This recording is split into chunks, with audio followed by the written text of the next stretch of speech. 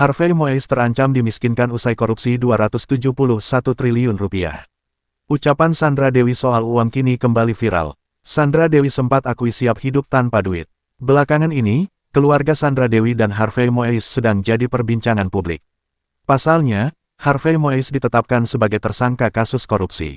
Kejaksaan Agung Kejagung telah menetapkan suami dari aktris Sandra Dewi, Harvey Moise, sebagai tersangka dalam kasus dugaan tindak pidana korupsi terkait tata niaga komoditas timah di wilayah izin usaha pertambangan IUP PT Timah Terbuka dari tahun 2015 hingga 2022.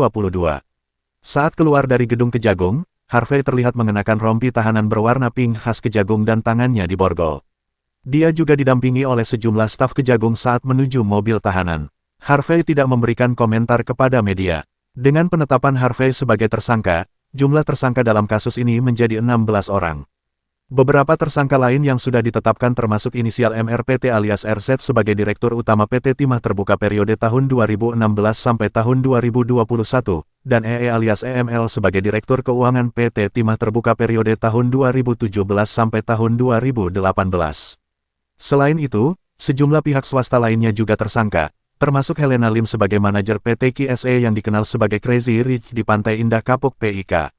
Para tersangka diduga terlibat dalam pembuatan perjanjian kerjasama fiktif dengan PT Timah Terbuka, yang kemudian digunakan sebagai dasar untuk mendirikan perusahaan boneka guna mengeksploitasi biji timah di kawasan Bangka Belitung.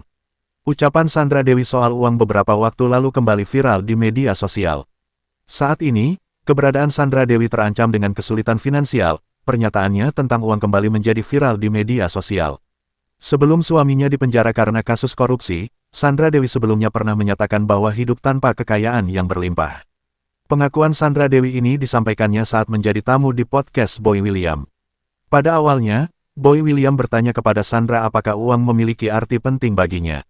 Dalam kesempatan itu, Sandra juga menyatakan bahwa dia dan Harvey bukanlah tipe orang yang suka memamerkan kekayaan mereka.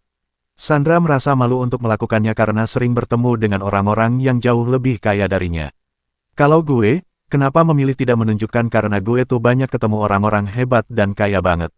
Jadi gue pikir, gue belum ada apa-apanya lah sama orang-orang hebat ini, jelas Sandra Dewi, dikutip dari YouTube Boy.